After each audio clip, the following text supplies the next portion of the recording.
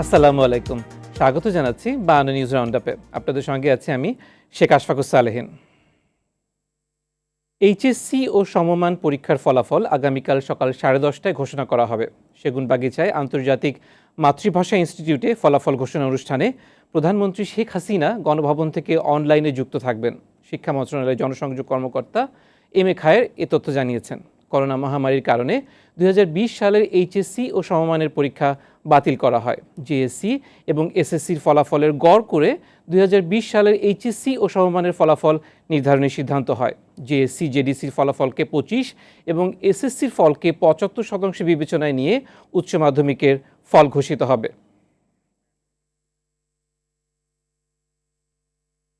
Corona ভাইরাসের কারণে দেশের সকল শিক্ষা প্রতিষ্ঠানের চলমান ছুটি আগামী 14 ফেব্রুয়ারি 2021 তারিখ পর্যন্ত বাড়ানো হয়েছে। শিক্ষামন্ত্রী ডাক্তার দীপু মনি সংশ্লিষ্ট সকল পক্ষের সাথে আলোচনা করে এই সিদ্ধান্ত নিয়েছেন বলে জানিয়েছেন শিক্ষা মন্ত্রণালয়ের জনসংযোগ কর্মকর্তা এম এ খায়ের। তবে এই ছুটির আওতামুক্ত দেশের কওমি মাদ্রাসাগুলো। গত বছরের 8ই মার্চ দেশে প্রথম করোনা রোগী শনাক্তের পর 17ই মার্চ থেকে শিক্ষা প্রতিষ্ঠান বন্ধ রয়েছে। কয়েক ধাপে বাড়ানোর পর 30শে জানুয়ারি 2021 পর্যন্ত ছুটি ছিল। সেই ছুটি এবার 14 ফেব্রুয়ারি 2021 পর্যন্ত বাড়ানো হলো।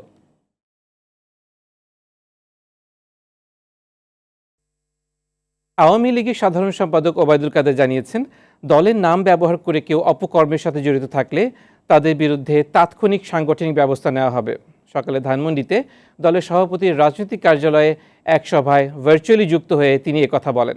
স্থানীয় সরকার নির্বাচনে যারা বিদ্রোহীদের মদদ বা উস্কানি দিচ্ছে তাদের বিরুদ্ধে কঠোর ব্যবস্থা নেওয়া হবে বলেও জানান ওবায়দুল কাদের। 2-3টি জেলায় আমাদের কমিটিকে পর্যন্ত অব্যাহতি দেওয়া হয়েছে। গতকাল পাবনা শহর কমিটি এবং উপজেলা কমিটি ভেঙে দেয়া হয়েছে। যেখানেই বিদ্রোহীরা শুধু নয়, বিদ্রোহীদের সঙ্গে যে জনপ্রতিনিধিরা আছেন, বিদ্রোহীদের সঙ্গে যেই দলীয় নেতারা থাকবেন, কাউকে কিন্তু ছাড় দেওয়া হবে না। 78% বেশি ভোটার চট্টগ্রাম সিটি কর্পোরেশন নির্বাচন প্রত্যাখ্যান করেছে বলে দাবি করেছেন বিএনপির সিনিয়র যুগ্ম মহাসচিব রুহুল কবির রিজভী। শুক্রবার দুপুরে নয়াপল্টনের দলীয় কার্যালয়ে সংবাদ সম্মেলনে তিনি এসব কথা বলেন। রিজভী বলেন, নির্বাচন শেষ হওয়ার 10 ঘন্টা পরে রাত 1:45টায় রিটার্নিং কর্মকর্তা গণভবন থেকে পাঠানো ফলাফল ঘোষণা করেছেন। ইলেকট্রনিক ভোটিং মেশিনে ফলাফল দিতে সর্বোচ্চ 1 থেকে 2 ঘন্টার বেশি লাগার কথা নয়। ডাকাতির পর ভাগবাটোয়ারা নিয়ে হিসাব মেলাতেই এই দীর্ঘ সময় লেগেছে বলে মন্তব্য করেন তিনি। তৃতীয় ধাপে দেশের 63 পৌরসভায় আগামীকাল শনিবার ভোট গ্রহণ অনুষ্ঠিত হবে। সবগুলোতেই ব্যালটে ভোট হবে। সকাল 8টায় শুরু হয়ে ভোট গ্রহণ চলবে বিকেল 4টা পর্যন্ত। সুষ্ঠুভাবে ভোট আয়োজনের প্রস্তুতি নিচ্ছে নির্বাচন কমিশন। বিভিন্ন কেন্দ্রে পাঠানো হচ্ছে নির্বাচনী সরঞ্জাম। বর্তমান নির্বাচন কমিশনকে সিরিয়াল কিলার হিসেবে অভিহিত করেছেন গণস্বাস্থ্য কেন্দ্রের ট্রাস্টি ডক্টর জাফরুল্লাহ চৌধুরী। সকালে জাতীয় প্রেস ক্লাবের সামনে এক মানববন্ধন কর্মসূচিতে যোগ দিয়ে এ মন্তব্য করেন তিনি। জাফরুল্লাহ বলেন, দেশের এমপি বিদেশের মাটিতে যখন সাজাপ্রাপ্ত হয় তখন আমাদের দেশের বিচারালয় ঘুমিয়ে থাকে নির্জীব পাথরের মতো, অথচ এখানে নিরাপরাধ ব্যক্তির বিরুদ্ধে মামলা হয় জেল খাটে। এই বিষয়টিকে লজ্জাজনক বলে মন্তব্য করেন তিনি। দেশের বিচার বিভাগ নিয়ে সমালোচনা করে তিনি বলেন, দেশে গণতন্ত্র প্রতিষ্ঠা করে এই নির্বাচন কমিশনকে শাস্তির আওতায় আনা হবে। ভারত থেকে আসা করোনা ভাইরাসের টিকা গাজীপুরের টঙ্গীতে বেক্সিমকোর ঔষধ কারখানা থেকে 34 জেলায় পাঠানো হয়েছে। বৃহস্পতিবার সন্ধ্যা থেকে কড়া নিরাপত্তার মধ্য দিয়ে টিকা পাঠানো শুরু করেছে বেক্সিমকো ঔষধ কারখানা কর্তৃপক্ষ ও স্থানীয় প্রশাসন। শুক্রবার ময়মনসিংহ, জামালপুর, শেরপুর, নেত্রকোনা, ব্রাহ্মণবাড়িয়া, হবিগঞ্জ সহ 34 জেলার সিভিল সার্জনরা টিকাগুলো নিজ দায়িত্বে প্রশাসনের সহায়তায় গ্রহণ করেছেন।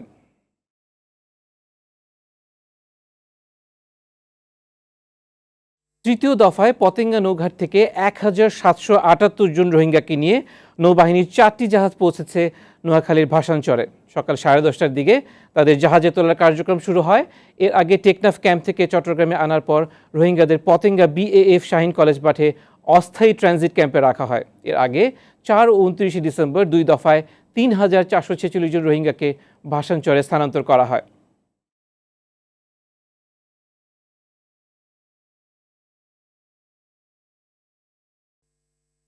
বিশ্ববাজারে দাম বৃদ্ধির অজুহাতে লাগামহীনভাবে বেড়েই চলেছে তেলের দাম, কিন্তু বাজারগুলোতে বোতলজাত সয়াবিন তেলের ঘাটতি না থাকলেও দাম বেড়েছে অনেক।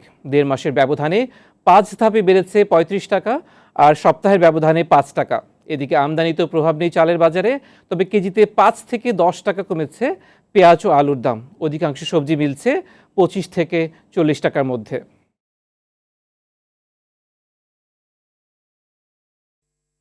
দেশে একদিনে করোনায় আরও 7 জন মারা গেছে। এ সময় আক্রান্ত হয়েছে 454 জন। সবশেষ হিসেব অনুযায়ী দেশে করোনায় মারা গেল 8,094 জন। আক্রান্ত হয়েছে 5,34,407 জন। তাদের মধ্যে সুস্থ হয়েছে 4,78,960 জন। স্বাস্থ্য অধিদপ্তরের বিজ্ঞপ্তিতে এসব তথ্য জানানো হয়েছে।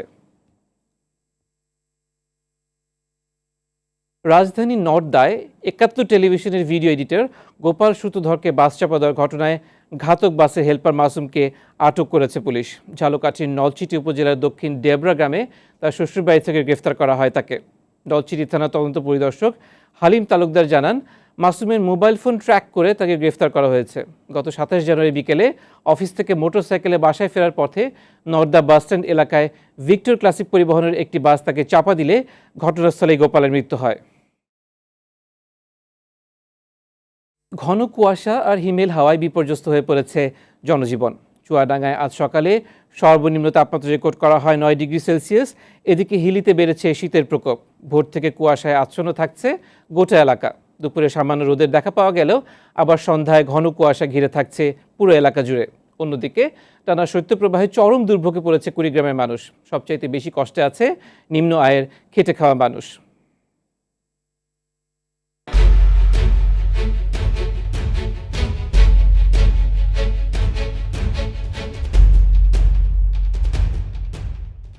এবার আন্তর্জাতিক সংবাদ।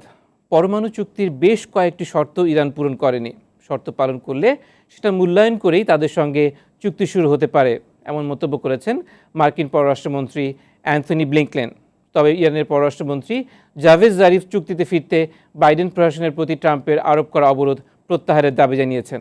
ইরানের সঙ্গে ফের পরমাণু চুক্তি হলে সেটা দীর্ঘস্থায়ী এবং শক্তিশালী হবে বলে ঘোষণা দিয়েছেন ব্লিংকেন। 2018 সালে এই চুক্তি বাতিল করেন সাবেক প্রেসিডেন্ট ডোনাল্ড ট্রাম্প। নোভাভ্যাক্স নামের ভ্যাকসিনটি করোনার নতুন ধরনের ভাইরাসের বিরুদ্ধে 89.3% কার্যকারিতার প্রমাণ মিলেছে। ব্রিটিশ প্রধানমন্ত্রী বরিস জনসন বলেছেন, যুক্তরাজ্যের ওষুধ নিয়ন্ত্রণ প্রতিষ্ঠান ভ্যাকসিনটি নিয়ে পর্যালোচনা করবে। এদিকে জার্মানির ভ্যাকসিন কমিটি জানিয়েছে, অ্যাস্ট্রাজেনেকার উদ্ভাবিত করোনা টিকা কেবলমাত্র 65 বছরের কম বয়সী মানুষদেরই দেওয়া উচিত।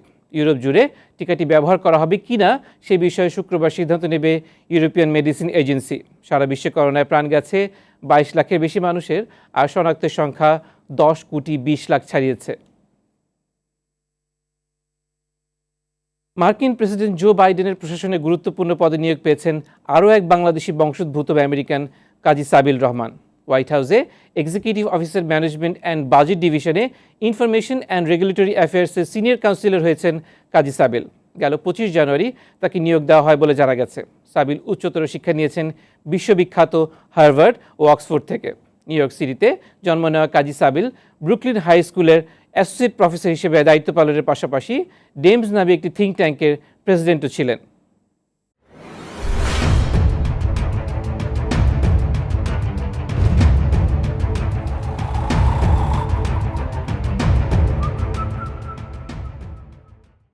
এবার খেলার সংবাদ। ইংলিশ প্রিমিয়ার লিগে টটেনহাম হটস্পারের বিপক্ষে 3-1 গোলে জয় পেয়েছে লিভারপুল। প্রথমার্ধের যোগ করার সময়ে রবার্তো ফিরমিনো গোলে এগিয়ে নেন লিভারপুলকে। দ্বিতীয়ার্ধের দ্বিতীয় মিনিটে ব্যবধান দ্বিগুণ করেন আলেকজান্ডার আর্নল্ড। 1 মিনিট পরই অসাধারণ এক গোলে ব্যবধান কমান পিয়ের এমিল হয়বিয়ার্গ। 65 মিনিটে ট্রেন্ট আলেকজান্ডার আর্নল্ডের গোলে জয় নিশ্চিত হয় লিভারপুলের। 52 নিউজ রাউন্ড আপ এ পর্যন্তই।